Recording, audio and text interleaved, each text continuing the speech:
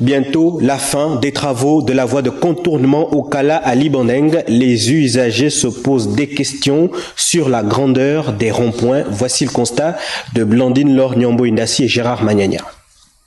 Depuis quelques mois, les travaux de la route reliant à Libandeng à Okala avancent à pas de géant. Ces travaux vont permettre l'élargissement des voies et augmenter la fluidité de la circulation en direction et au départ d'Akanda. Des travaux d'aménagement essentiels pour assurer la sécurité et la qualité de nos infrastructures. Les routes sont au pays ce que sont les vaisseaux sanguins à l'organisme.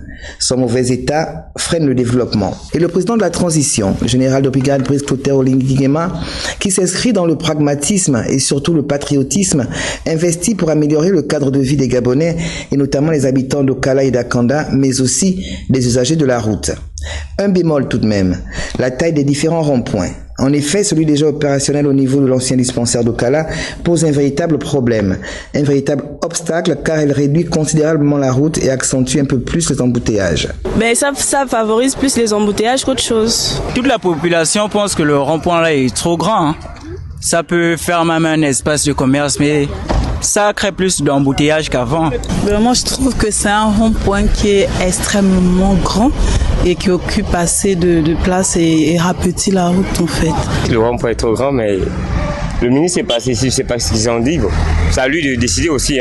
C'est à lui de décider pour dire qu'on peut réduire le rond-point parce que ça crée aussi des embouteillages. Que les ingénieurs revoient leur copie et que le CTRI pense aussi à faire réduire le rond-point du PK12 ou mieux encore, le supprimer.